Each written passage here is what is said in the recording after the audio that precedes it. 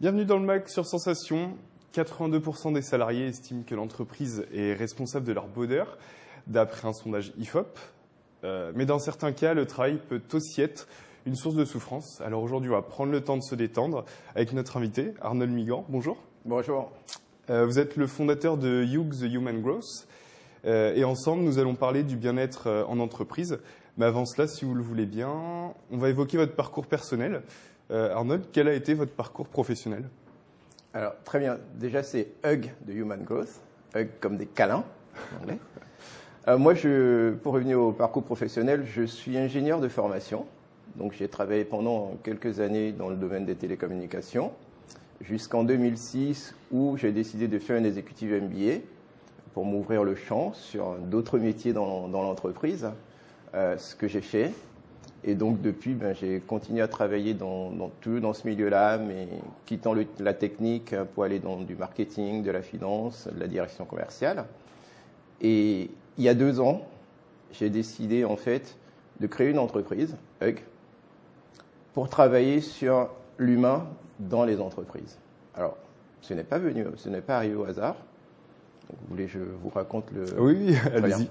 Donc, en fait, la jeunesse de Hug remonte à 2006, au moment où j'ai décidé de faire mon executive MBA, où pour tenir le rythme entre le travail et la formation, j'ai dû laisser tomber tout ce qui est activité extra-professionnelle, y compris le sport et autres. Et ça, mon corps me l'a rappelé très très vite. Au bout de 3 mois, j'ai été victime d'une double paralysie faciale. Et là, une vraie prise de conscience. À ce moment, je me suis dit, il faut que je fasse quelque chose pour éviter que ce piège dans lequel je suis tombé ne se reproduise pour l'ensemble des salariés ou beaucoup de salariés dans les entreprises. Donc en 2006, je n'avais pas d'idée particulière sur quelle forme ça allait prendre. J'ai mis du temps, j'ai mis 12 ans à réfléchir, à observer, à tester des choses. Et c'est seulement donc en 2018 que j'ai décidé de créer. D'accord, donc vous fêtez cette année les 2 ans de Hug The Human Growth. Du coup, comme vous le disiez, c'est arrivé un peu brutalement alors que vous suiviez des cours en plus de votre activité professionnelle et vous ne pratiquiez plus de sport du coup du tout ni d'activité extra-professionnelle. C'était pour vous une surcharge de travail, du stress ? Alors, vous savez, sur le coup, on ne se rend pas compte, on ne sait pas. Donc c'est après coup, c'est en analysant ce qui s'était passé que je me suis rendu compte que en fait, le sport que je faisais de façon assez importante représentait pour moi une vraie soupape, ce qui me permettait de tenir. Et c'est là où il y a le piège, c'est qu'on ne sait pas, on ne s'en rend pas compte, jusqu'à ce que ça arrive. D'accord. Et vous mettez souvent en avant le bien-être, la bienveillance et l'intelligence. Ce sont des notions qui ne sont pas si évidentes en entreprise ? Ce sont des notions dont on parle. Ce sont des notions dont on parle de plus en plus. Il y a de la volonté, il y a des prises de conscience. Après, le passage à l'acte est quelque chose d'un peu plus compliqué. Et l'un de vos leitmotifs, du coup, c'est l'humain au cœur de la stratégie d'entreprise. Ça signifie qu'on a perdu le côté humain, chaleureux. Est-ce que ce sera à cause des écrans, du digital ? Est-ce qu'on communique moins entre nous, on s'intéresse moins aux autres ? Le digital accentue le phénomène, c'est sûr, mais ce n'est pas parce qu'il y a le digital qu'on oublie l'humain.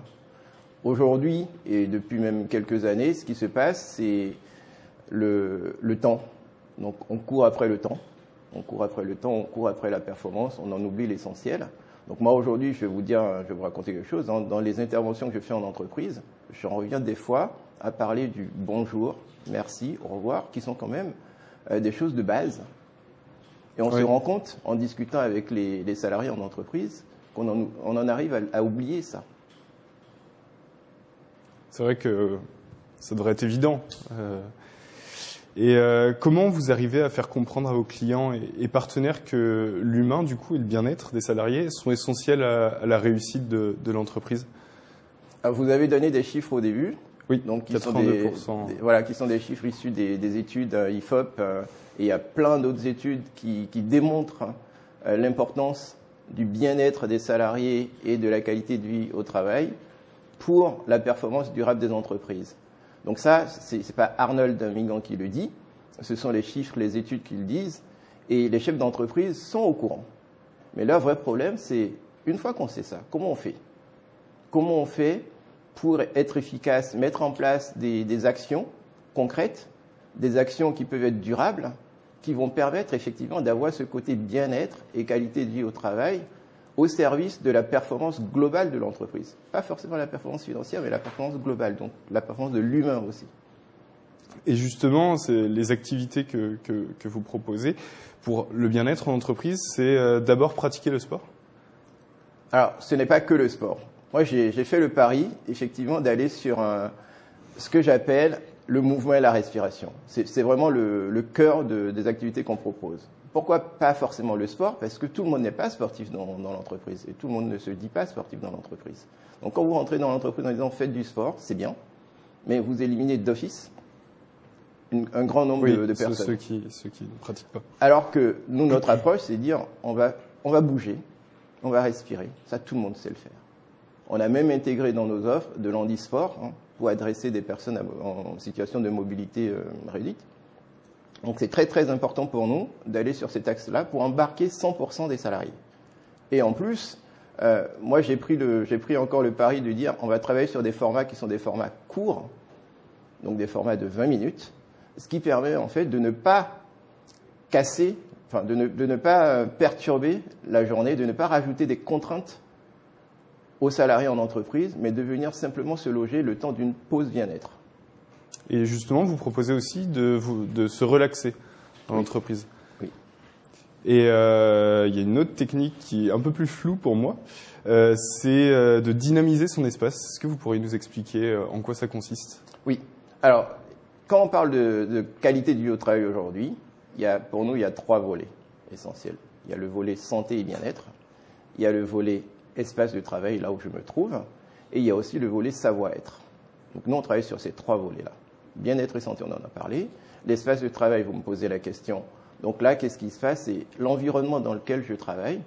Comment est-ce que cet environnement me permet de donner le meilleur de moi-même? Comment je m'y sens? Donc là, ça peut passer par la décoration, ça peut être les couleurs, ça peut être même des senteurs, des odeurs qui sont mises en place.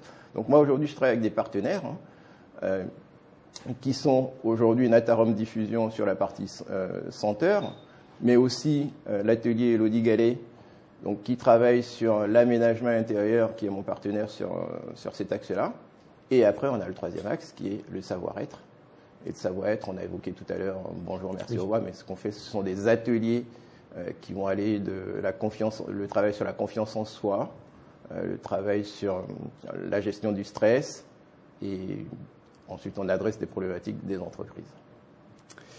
Et plusieurs points présents. Tout d'abord, le soutien que vous avez reçu de l'équipe de La Terrasse Discovery et de la Banque Populaire. De quoi s'agit-il exactement? Comment ça s'est passé? Alors, la Terrasse Discovery, c'est vrai que c'est là où je suis basé aujourd'hui. C'est l'espace de coworking où je travaille avec un certain nombre de coworkers. J'ai été, je pense, la deuxième entreprise à avoir signé à la Terrasse Discovery. Donc la rencontre, ça a été la rencontre avec Charles Cosson, suite à recommandation d'un de mes clients.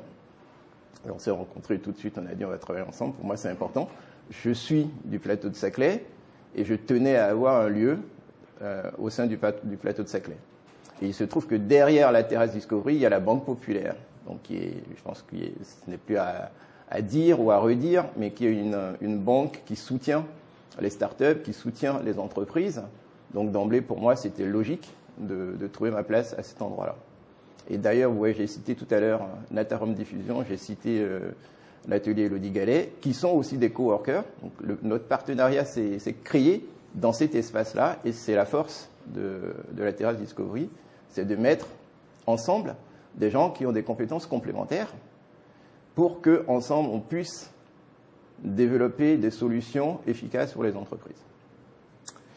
Et avant de se quitter, on va être très concret. Pour les salariés qui nous écoutent et même leurs managers, quels sont donc vos trucs et astuces pour se tenir mieux au travail? Quelles sont les techniques simples que l'on peut mettre en application au quotidien? Déjà, je pense que si j'ai un conseil à donner, c'est travailler sa respiration. S'il y en a un seul à donner, c'est travailler sa respiration. Apprenez à respirer, prenez le temps de respirer. Respiration ventrale, essentiellement. Et ça, déjà, ça va Ce qui permet de se relaxer. De se relaxer, de lâcher prise et de mieux gérer son stress. Très bien. Le MAG, c'est terminé. Merci à Arnold Migan d'avoir été avec nous. Et je rappelle que vous êtes le fondateur de Hug the Human Growth. Vous pouvez retrouver cette émission en podcast audio et vidéo sur notre site et notre application Radio Sensation.